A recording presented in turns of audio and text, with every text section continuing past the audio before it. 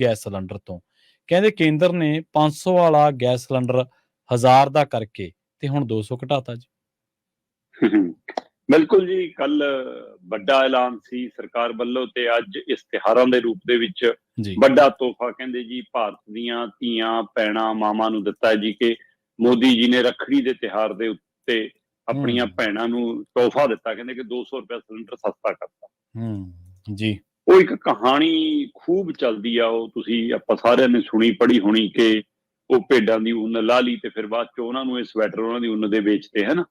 ਸੋ ਇਸ ਲਈ ਇਹ ਉਸੇ ਤਰ੍ਹਾਂ ਦੀ ਕਹਾਣੀ ਮੈਨੂੰ ਇੱਥੇ ਇਸ ਲਈ ਜਾਪਦੀ ਆ ਕਿ ਕਿਸੇ ਸਮੇਂ ਮਨਮੋਹਨ ਸਿੰਘ ਦੀ ਸਰਕਾਰ ਦਾ ਆਖਰੀ ਦੌਰ ਸੀ, ਜਦੋਂ ਉਹਨਾਂ ਦਾ ਕਾਰਜਕਾਲ ਮੁੱਕਣ ਵਾਲਾ ਸੀ ਤੇ ਨਵੀਆਂ ਚੋਣਾਂ ਸਿਰ ਤੇ ਸੀ, ਤਦ ਉਹ ਸਿਲੰਡਰ ਕਿਤੇ ਮਤਲਬ ਕਿ 600-700 ਨੂੰ ਇੱਕ ਵਾਰ ਝੁਕਣ ਲੱਗ ਗਿਆ ਸੀ, ਮਹਿੰਗਾ ਹੋ ਗਿਆ ਸੀ ਕਾਫੀ। ਤੇ ਫਿਰ ਉਹ ਬੜਾ ਹਗਾਮਾ ਵੀ ਬਣਿਆ ਉਹਦਾ, ਕਿਉਂਕਿ 2011 ਚ ਸਿਲੰਡਰ 400 ਦਾ ਸੀ। ਠੀਕ ਹੈ ਜੀ। ਤੇ 13-14 ਤੱਕ ਆਉਂਦੇ ਇੱਕ ਵਾਰ 600-700 ਦੇ ਗੇਟ ਚ ਚਲਾ ਗਿਆ ਸੀ। ਤੇ ਬੇਸ਼ੱਕ ਉਸ ਤੋਂ ਬਾਅਦ ਰੇਟ ਘਟਣੇ ਸ਼ੁਰੂ ਹੋਏ, ਪਰ ਉਸ ਸਮੇਂ ਸਮ੍ਰਿਤੀ ਇਰਾਨੀ ਐਂਡ ਪਾਰਟੀ ਭਾਜਪਾ ਤੇ ਹੋਰ ਲੋਕਾਂ ਨੇ ਇਹ ਸਵਾਲ ਨਾਲ ਖੂਬ ਹਗਾਮਾ ਕੀਤਾ ਕਿ ਦੇਖੋ ਜੀ ਮਹਿੰਗਾ ਹੋ ਗਿਆ। ਬਿਲਕੁਲ ਉਹ ਮਹਿੰਗਾ ਸੀ ਲੋਕਾਂ ਲਈ, ਉਸ ਸਮੇਂ ਤਾਂ ਹਾਹਾਕਾਰ ਸੀ ਉਹ, ਤੇ ਉਹ ਵੀ ਉਸੇ ਤਰ੍ਹਾਂ ਦਾ ਜ਼ੁਲਮ ਸੀ ਜਿਹੋ ਜਿਹਾ ਹੁਣ ਵਾਲੀ ਸਰਕਾਰ ਜ਼ੁਲਮ ਕਰ ਰਹੀ ਹੈ ਜੀ। ਫਿਰ ਉਹ ਸਭ ਦੇ ਦਰਮਿਆਨ ਇੱਕ ਪਹਿਲੂ ਆਇਆ ਸਬਸਿਡੀ ਦਾ। ਠੀਕ ਹੈ। ਮਨਮੋਹਨ ਸਰਕਾਰ ਲਿਆਈ ਫਾਰਮੂਲਾ ਕਿ ਜੀ ਅਸੀਂ ਹੁਣ ਸਿਲੰਡਰ ਤੁਹਾਨੂੰ ਦਵਾਂਗੇ ਬਿਨਾਂ ਸਬਸਿਡੀ ਤੋਂ ਜੀ, ਕਿ ਪਹਿਲਾਂ ਸਾਨੂੰ ਸਿਲੰਡਰ ਮੰਨ ਲਓ ਪੈਂਦਾ 900 ਦਾ, ਅਸੀਂ ਤੁਹਾਨੂੰ ਦੇ ਰਹੇ ਹਾਂ 400 ਦਾ, 500 ਰੁਪਇਆ ਅਸੀਂ ਭਰਦੇ ਹਾਂ। ਠੀਕ ਹੈ। ਹੁਣ 500 ਵੀ ਤੁਸੀਂ ਭਰੋਗੇ ਪਰ ਅਸੀਂ ਉਹ 500 ਮੋੜ ਕੇ ਤੁਹਾਡੇ ਖਾਤੇ 'ਚ ਪਾ ਦਿਆ ਕਰਾਂਗੇ। ਤੇ ਇਸ ਗੱਲ ਤੇ ਵੀ ਭਾਜਪਾ ਨੇ ਖੂਬ ਹਗਾਮਾ ਕੀਤਾ ਕਿ ਧੋਖਾ ਹੈ ਜੀ, ਐਂ ਕਿਵੇਂ ਹੋ ਜਾਊਗਾ ਜੀ, ਇਹ ਨਹੀਂ ਹੋਣਾ ਚਾਹੀਦਾ ਜੀ। ਉਹ ਵਾਪਸ ਕਰਾਇਆ ਔਰ ਮਨਮੋਹਨ ਸਰਕਾਰ ਨੇ ਉਹ ਫੈਸਲਾ ਵਾਪਸ ਲੈ ਲਿਆ। ਤੇ ਉਸ ਤੋਂ ਬਾਅਦ ਸਰਕਾਰ ਬਣ ਗਈ ਨਰਿੰਦਰ ਮੋਦੀ ਦੀ। ਸੰਨ ਆ ਗਿਆ ਜੀ 2014-15 ਵਾਲਾ ਦੌਰ ਹੈ ਨਾ, ਤੇ ਉਹਦੇ ਵਿੱਚ ਆ ਕੇ ਆਪ ਸਬਸਿਡੀ ਵੀ ਲਾਗੂ ਕਰਤੀ। ਉਹੀ ਫਾਰਮੂਲਾ ਕਿ ਲੋਕਾਂ ਦੇ ਖਾਤਿਆਂ 'ਚ ਪੈਸੇ ਆਉਣਗੇ ਜੀ, ਪੂਰੇ ਦੇਣੇ ਪੈਣਗੇ। ਤੇ ਉਹਦੇ ਨਾਲ ਹੀ ਸਿਲੰਡਰ 585 ਵਾਲਾ ਸੀ 2015 ਚ ਜੀ, ਜਿਹੜਾ ਅੱਜ 2023 ਚ 1103 ਰੁਪਏ ਦਾ ਮਿਲਦਾ। ਮਤਲਬ ਕੱਲ ਰਾਤ ਦੀ ਤਰੀਕ ਤੱਕ ਭਾਰਤ ਦੇ ਵਿੱਚ 1103 ਰੁਪਏ ਦਾ ਸੀ, 585 ਵਾਲਾ ਜਿਹੜਾ 2015 ਚ ਸੀ। ਤੁਸੀਂ ਰੇਟ ਵੀ ਦੁੱਗਣਾ ਕੀਤਾ। ਤੇ ਉਸ ਸਮੇਂ 2014-15 ਸਬਸਿਡੀ ਖਾਤਿਆਂ ਚ 400-400 ਵੀ ਆਉਂਦੀ ਸੀ, 450-400 ਵੀ ਆਉਂਦੀ ਸੀ, 300-300 ਵੀ ਆਉਂਦੀ ਰਹੀ, 200-250 ਆਉਣ ਲੱਗ ਗਈ। ਕਰਦੇ ਕਰਾਉਂਦਿਆਂ 8 ਰੁਪਏ 10 ਰੁਪਏ 3 ਰੁਪਏ ਤੇ ਸਬਸਿਡੀ ਆਉਣ ਲੱਗ ਪਈ। ਬਿਲਕੁਲ ਸਹੀ ਹੈ। ਤੇ ਇਹ ਮਜ਼ਾਕ ਨਹੀਂ ਤਾਂ ਹੋਰ ਕੀ ਹੈ, ਲੋਕਾਂ ਨੂੰ ਮੂਰਖ ਬਣਾਉਣਾ ਨਹੀਂ ਤਾਂ ਹੋਰ ਕੀ ਹੈ। ਸੋ ਇਸ ਲਈ ਜਿਹੜਾ ਸਿਲੰਡਰ 2015 ਚ 585 ਦਾ ਸੀ, ਉਹ 2016 ਚ 537 ਦਾ ਵੀ ਹੋਇਆ। ਠੀਕ ਹੈ। ਘਟਿਆ। ਪਰ ਉਹੀ ਸਿਲੰਡਰ 2017 ਤੱਕ ਜਾਂਦਿਆਂ 600 ਦਾ ਹੋ ਗਿਆ। ਤੇ ਉਹੀ ਸਿਲੰਡਰ 2018 ਚ 942 ਤੱਕ ਗਿਆ ਜੀ। ਤੇ ਫਿਰ ਘਟਨਾ ਫਿਰ ਸ਼ੁਰੂ ਹੋਇਆ ਇੱਕ ਵਾਰ 2019 ਚ 681 ਦਾ ਸੀ ਇਹ ਸਿਲੰਡਰ। ਘਟਿਆ। 2020 ਚ 694 ਦਾ ਹੋ ਗਿਆ, 700 ਨੂੰ ਪਹੁੰਚ ਗਿਆ ਫਿਰ ਜੀ। ਤੇ ਇਸੇ ਸਾਲ ਚ 2020 ਚ ਵੀ ਇਹ 593 ਤੱਕ ਦਾ ਸੀ। ਮਤਲਬ ਤੁਸੀਂ 600 ਵੀ ਲਾਓ ਪਰ 694 ਦਾ ਵੀ ਚਲਾ ਗਿਆ 2020 ਚ। ਠੀਕ ਹੈ। ਮਤਲਬ ਜਿਹੜਾ ਜੂਨ ਚ 593 ਦਾ ਸੀ ਉਹ 694 ਤੱਕ ਚਲਾ ਗਿਆ। ਮਤਲਬ ਇਸੇ ਮਹੀਨੇ ਚ ਵੀ 100 ਰੁਪਇਆ ਸਿੱਧਾ ਵਧਿਆ 600 ਤੋਂ 700 ਇਸੇ ਸਾਲ ਚ।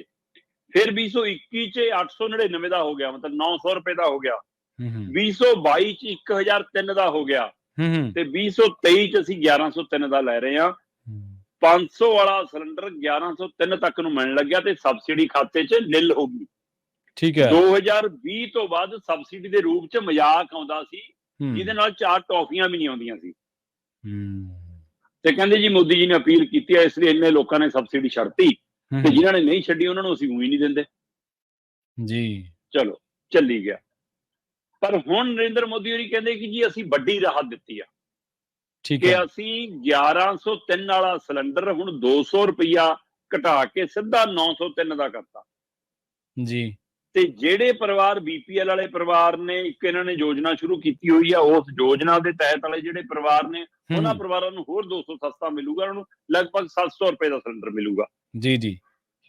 ਸੋ ਉਹਦੇ ਲਈ ਹੈ ਕਿ BPL ਪਰਿਵਾਰ ਹੋਵੇ, ਪਰਿਵਾਰ ਦੀ ਮੁਖੀ BP ਹੋਵੇ, ਉਹਦੇ ਨਾਂ ਦੇ ਉੱਤੇ ਹੀ ਰਾਸ਼ਨ ਕਾਰਡ ਹੋਵੇ, ਉਹਦੇ ਨਾਂ ਤੇ ਹੀ ਗੈਸ ਕਨੈਕਸ਼ਨ ਹੋਵੇ, ਫਿਰ ਉਹਨੂੰ ਸਸਤਾ ਮਿਲਦਾ ਹੋਰ 200। ਜੀ ਜੀ। ਸੋ ਉਹਦੇ ਲਈ ਵੀ ਕਹਿੰਦੇ ਸੀ ਉਹਨਾਂ ਪਰਿਵਾਰਾਂ ਨੂੰ ਉਜਵਲ ਯੋਜਨਾ ਨਰਿੰਦਰ ਮੋਦੀ ਉਹਨਾਂ ਨੇ ਸ਼ੁਰੂ ਕੀਤੀ, ਕਹਿੰਦੇ ਉਹਦੇ ਤਹਿਤ।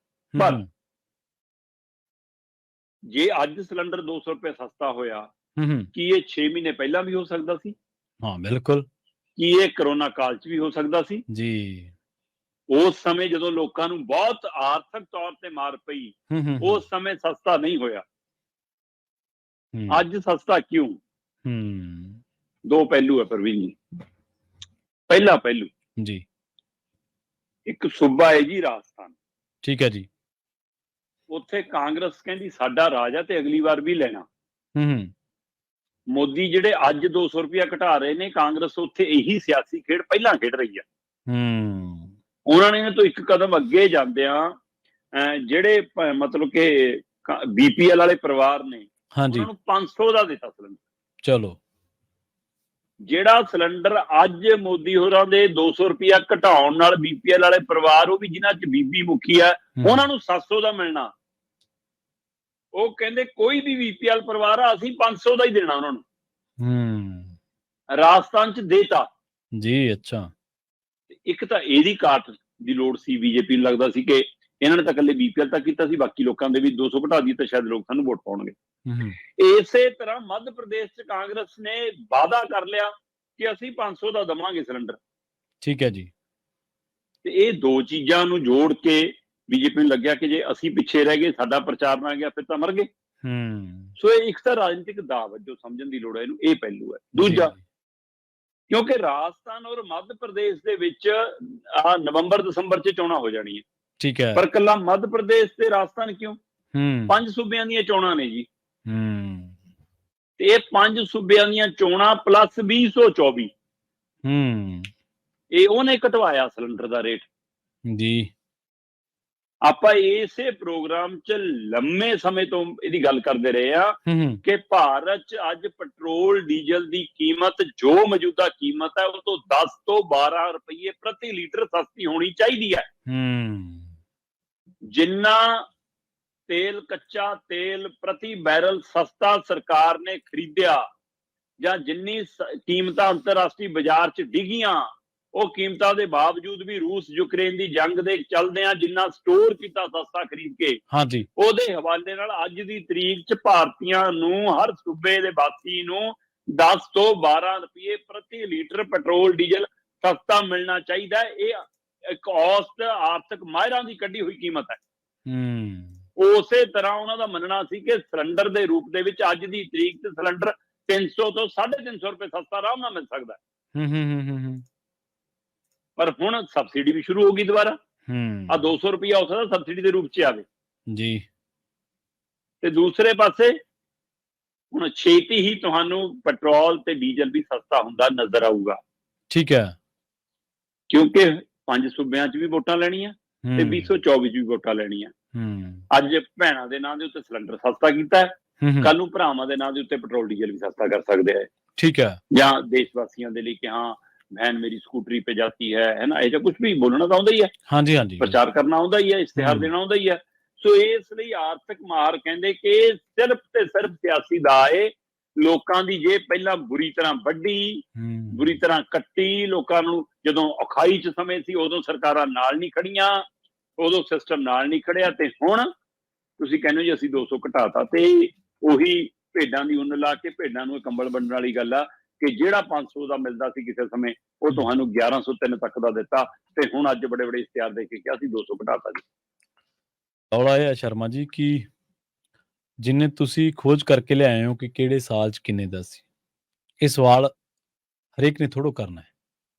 ਹਰੇਕ ਨੇ ਤਾਂ ਜੇਬ ਕਟਾ ਕੇ, ਚੰਮ ਪਟਾ ਕੇ, ਸਾਰਾ ਕੁਛ ਲੁੱਟ ਲਟਾ ਕੇ ਹੁਣ 200 ਤੇ ਤਾੜੀਆਂ ਮਾਰਨੀਆਂ। ਸਾਡਾ ਮਿੱਥ ਬਣ ਚੁੱਕਿਆ ਹੈ।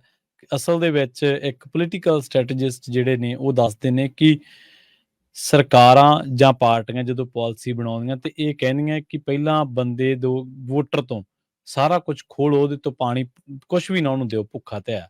ਜਦੋਂ ਉਹ ਜਮਾਂ ਹੀ ਚੀਕਣ ਲੱਗ ਪਏ ਤੇ ਉਦੋਂ ਥੋੜੀ ਜਿਹੀ ਪਾਣੀ ਦੀ ਬੂੰਦ ਉਹਦੇ ਮੂੰਹ 'ਚ ਪਾ ਦਿਓ ਤੇ ਉਹ ਵਿਰ ਜੂਗਾ। ਸਰਕਾਰਾਂ ਨੇ ਹਿਟਲਰ ਵਾਲੀ ਵੀਡੀਓ ਦੇਖੀ ਹੈ ਨਾ, ਹਾਂਜੀ ਉਹਦੇ ਵਾਲੀ, ਹਾਂਜੀ ਕਿ ਉਹ ਪਹਿਲਾਂ ਇੱਕ ਉਹ ਕਹਿੰਦਾ ਸੰਸਦ ਚ ਅੰਦਰ ਨਾ ਉਹ ਮੁਰਗਾ ਲੈ ਕੇ ਪਹੁੰਚ ਗਿਆ, ਹਾਂਜੀ ਹਾਂਜੀ ਹਾਂਜੀ, ਤੇ ਉਹਨੇ ਸਾਰੇ ਮੁਰਗੇ ਦੇ ਖੰਭ ਪੱਟ ਕੇ ਸਿੱਟੀ ਗਿਆ, ਤੇ ਮੁਰਗਾ ਚੀਕੇ ਤੜਫੇ ਹੈ ਨਾ, ਬੁਰੀ ਤਰ੍ਹਾਂ ਰੋਵੇ, ਤੇ ਉਹ ਤੋਂ ਬਾਅਦ ਜਦੋਂ ਮੁਰਗੇ ਦੇ ਕੱਲੇ ਕੱਲੇ ਖੰਭ ਪੱਟ ਹੋ ਕੇ ਉਹ ਥੱਲੇ ਡਿੱਗਿਆ ਫਿਰਦਾ, ਤੜਫਦਾ ਫਿਰਦਾ, ਤਦ ਉਹਨੇ ਜੇਬ ਚੋਂ ਦਾਣੇ ਕੱਢੇ ਤੇ ਦਾਣਾ ਸਿੱਟਿਆ, ਤੇ ਜਿੱਧਰ ਨੂੰ ਹਿਟਲਰ ਜਾਂਦਾ ਉਹਦੇ ਮਗਰ ਮਗਰ ਮੁਰਗਾ ਜਾਂਦਾ। ਬਿਲਕੁਲ। ਸੋ ਇਸ ਲਈ ਸਾਡੇ ਖੰਭ ਪੱਟ ਕੇ ਹੁਣ ਸਾਨੂੰ ਦਾਣਾ ਪਾਇਆ ਜਾ ਰਿਹਾ। ਜੀ ਬਿਲਕੁਲ ਸਹੀ ਹੈ।